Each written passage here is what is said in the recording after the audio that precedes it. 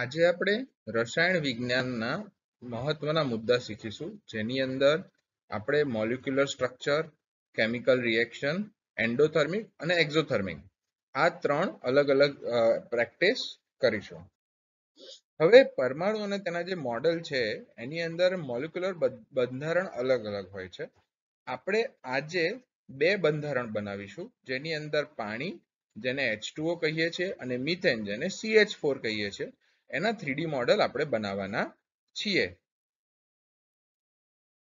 હવે જે પાણી છે એની અંદર તમે જોશો તો હાઇડ્રોજનના બે મોલિક્યુલ હોય છે અને ઓક્સિજનનો એક. હવે ઓક્સિજન એટમ છે એને હંમેશા બે બોન્ડની જરૂર હોય છે. તો અહીંયા તમે જેમ જોઈ શકો છો કે હાઇડ્રોજનને એક બોન્ડની જરૂર હોય છે, જેથી ઓક્સિજન અને હાઇડ્રોજન બંને થઈને એક મોલિક્યુલ બનાવે છે. હવે આ જે મોલિક્યુલ છે એની અંદર તમે જે કોણ જોશો એ 104.5 નો કોણ બને છે. તો આ જે 104.5 ડિગ્રીનો કોણ છે એ ઓક્સિજનની અંદર રહેલા અણુનું સ્ટ્રક્ચર કહી શકાય, મોલિક્યુલર બંધારણ કહી શકાય. હવે આને બનાવવા માટેની જે પ્રક્રિયા છે એ આગળ આપેલી છે, એના તરફ આપણે જઈએ. સૌ પ્રથમ તમારે જે એર ક્લે આપેલી છે, એ માટી કહીએ આપણે એને, તો એ જે છે એ માટીમાંથી તમારે એક મોટી ગોળી બનાવવાની છે અને હાઇડ્રોજનની બે નાની ગોળી બનાવવાની છે. કલર કોઈ પણ લઈ શકાય, તમને જે મળેલો છે એ કલર પણ ચાલશે. હવે તમારી જોડે કાનમાં સાફ કરવાની સળી અથવા તો દાંત ખોતરવાની જે સળી આપેલ છે એ લેવાની છે, અને મોટા જે ગોળો છે એની અંદર તમારે બે સળી 104 નો ખૂણો બને એ રીતે લગાવવાની છે, અને નાના ગોળાને બીજા છેડા ઉપર બંને સાઈડ લગાવવાના છે. ધ્યાન રહે કે તમારા જે ગોળા છે એ 104.5 નો ખૂણો બનાવતા હોય. આવી રીતે તમે એક H2O નું મોડેલ બનાવ્યું. હવે આ H2O એટલે શું? તો કે પાણી.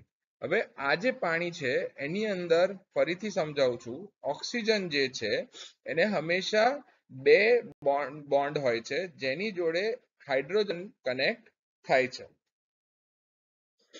એવી જ રીતે હવે આપણે આજે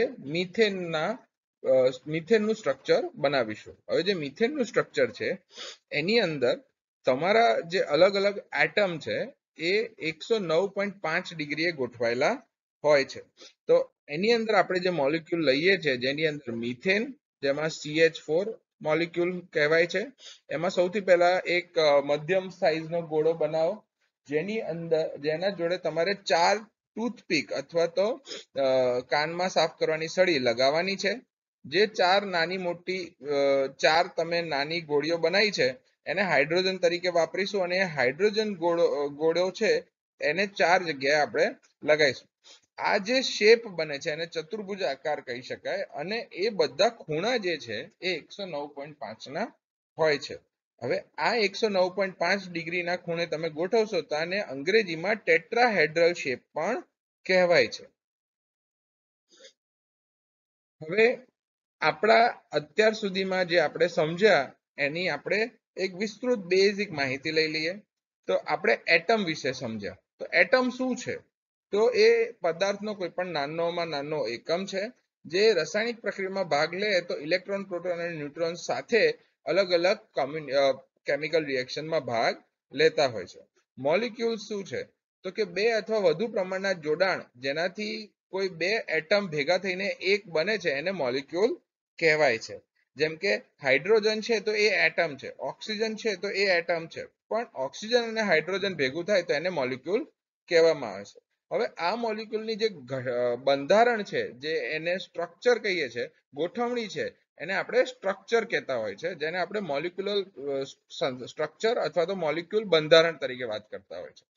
આ સ્ટ્રક્ચરની અંદર આપણા ભૂમિતિના અમુક સિદ્ધાંતો હોય છે, જેમાં ખૂણો થઈ ગયો, એનું પોઝિશન થઈ ગઈ, એ કઈ જગ્યાએ છે, એ જે બધી પોઈન્ટની સંરચનાઓ છે એને આપણે ભૂમિતિ જોડે કન્સિડર કરી શકાય. એટલે અહીંયા ભૂમિતિનું થોડું જ્ઞાન હોવું જરૂરી છે.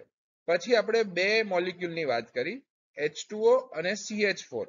તો H2O જે છે એની અંદર બે હાઇડ્રોજન ને એક ઓક્સિજન છે. એવી જ રીતે મિથેન, જેને CH4 કહીએ છીએ, એની અંદર એક કાર્બન ને 4 હાઇડ્રોજન છે.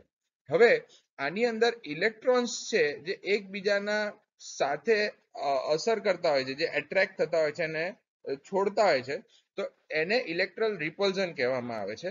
કે કોઈ પણ પરમાણુ હોય એની આજુબાજુ ઇલેક્ટ્રોન હોય જે એકબીજાથી કનેક્ટ થઈને બીજા મોલિક્યુલ બનાવવામાં મદદ કરતા હોય છે, તેને ઇલેક્ટ્રોન રિપલ્ઝન કહેવાય છે. હવે કોઈ પણ મોલિક્યુલર સ્ટ્રક્ચર બનાવે એમાં અલગ અલગ એંગલ બને છે, જેમ આપણે સ્ટ્રક્ચરની વાત કરી એ, તો એને એંગલ કહેવાય, કોણ કહેવાય. ચતુર્ભુજ સ્ટ્રક્ચર એટલે કે આપણે જે 3D આકારમાં મિથેનનું બંધારણ જોયું એને ચતુર્ભુજ બંધારણ કહેવાય, કે જ્યાં મિથેન 109.5 ના ખૂણા બનાવે છે હાઇડ્રોજન અને કાર્બનના જોડે, અને એ ખૂણાઓની મદદથી એક આખું સ્ટ્રક્ચર ટોટલ મિથેનનું ટેટ્રાહેડ્રલ શેપમાં બને છે. વિસર્જન, જેમાં એકબીજાથી દૂર રહેવાની ક્રિયા, ઇલેક્ટ્રોન એકબીજાથી દૂર એટલે કે એના જે ગુણભાર છે એ પ્રમાણે એની જે પોઝિટિવ નેગેટિવ એનર્જી હોય છે એનાથી એ એટ્રેક્ટ અને દૂર જતા હોય છે. તો જ્યારે દૂર જાય છે તો એ દૂર રહેવાની પ્રક્રિયાને આપણે રિપલ્ઝન કહીએ છીએ. આપણે ઇલેક્ટ્રોન રિપલ્ઝન શીખ્યા એ જ રીતે આ પણ સિમિલર છે. હવે તમને અલગ અલગ સ્ટ્રક્ચર બતાવીશું, આ ખાલી સમજવાના છે, અને પાછળ જ્યારે આપણે મોડલ બનાવીશું શોકેસ માટે ત્યારે આ બધા આપણે બનાવવાના છીએ. તો અહીંયા જેમ તમે જોઈ શકો છો, આ છે HNO3, calcium carbonate, hydrogen peroxide, chloroform, methanol, calcium chloride, carbon monoxide જેની અંદર એક ઓક્સિજન એટમ હોય છે, કાર્બન ડાયોક્સાઇડ જેની અંદર 2 ઓક્સિજન એટમ હોય છે, hydrogen sulphide, formaldehyde, sulphuric acid. હવે આપણે 2 કેમિકલ રિએક્શન કરવાના છીએ. એની અંદરની જે પહેલી કેમિકલ રિએક્શન છે એ એન્ડોથર્મિક રિએક્શન છે.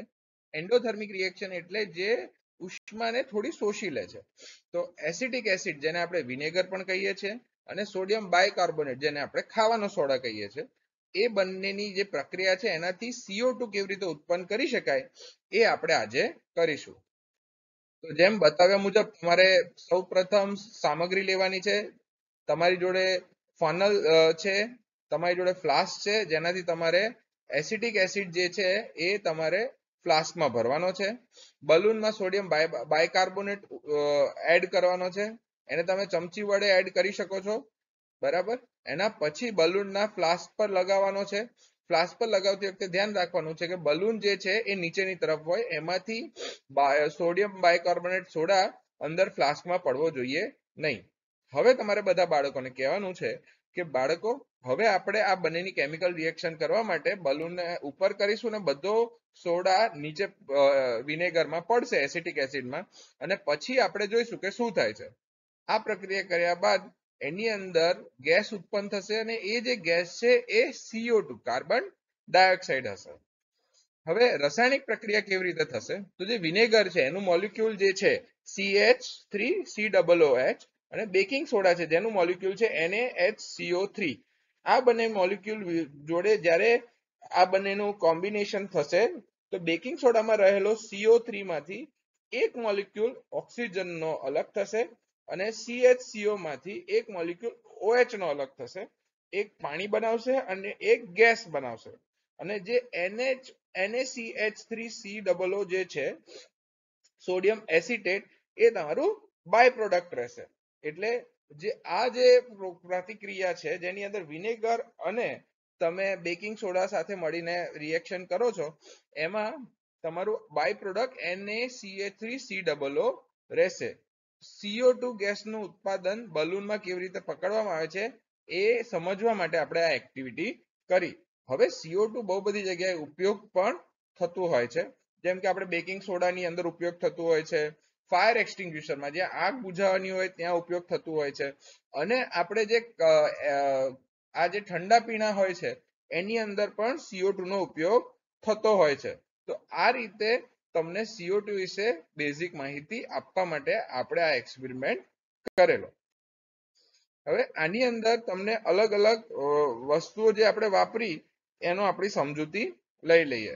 તો એસિડિક એસિડ છે જેને આપણે વિનેગર કહીએ છીએ, જેમાં મુખ્ય ઘટક હોય છે એનું રાસાયણ સૂત્ર CH3COOH છે. સોડિયમ બાયકાર્બોનેટ, તો સોડિયમ બાયકાર્બોનેટ એક સફેદ પદાર્થ છે જેને આપણે બેકિંગ સોડા પણ કહીએ છીએ. એનું સૂત્ર NaHCO3 છે. પ્રતિક્રિયા, આપણે કોઈ પણ બે વસ્તુને ભેગી કરીએ અને એમાંથી કંઈક ફેરફાર થાય તો એ બંધારણના ફેરફારને આપણે રિએક્શન કહેતા હોઈએ છીએ, અને કેમિકલ હોય તો કેમિકલ રિએક્શન કહેતા હોઈએ છીએ. કાર્બન ડાયોક્સાઇડ તો એક રંગહીન અને ગંધહીન વાયુ છે, જેમાં ના સ્મેલ આવે છે ના એનો કલર હોય છે, જેના કણમાં એક કાર્બનને બે ઓક્સિજન રહેલા હોય છે, અને એ આપણે જ્યારે શ્વાસ લઈએ ત્યારે ઓક્સિજન લેતા હોય છે અને બહાર કાઢીએ ત્યારે CO2 કાઢતા હોઈએ છે. ફ્લાસ્ક તો એ એક આકારનું કાચનું વાસણ કહી શકાય, જેની અંદર આપણે આ એક્સપેરિમેન્ટ કરવાના છીએ. રાસાયણિક સમીકરણ, જેમાં આપણે જોયું કે એસિટિક એસિડ અને આપણે સોડિયમ બાયકાર્બોનેટ ભેગા કર્યા તો H2O, CO2 અને સોડિયમ એસિટેટ આ જ્યારે રિલીઝ થયા તો એ કેમિકલ ઇક્વેશન કહી શકાય.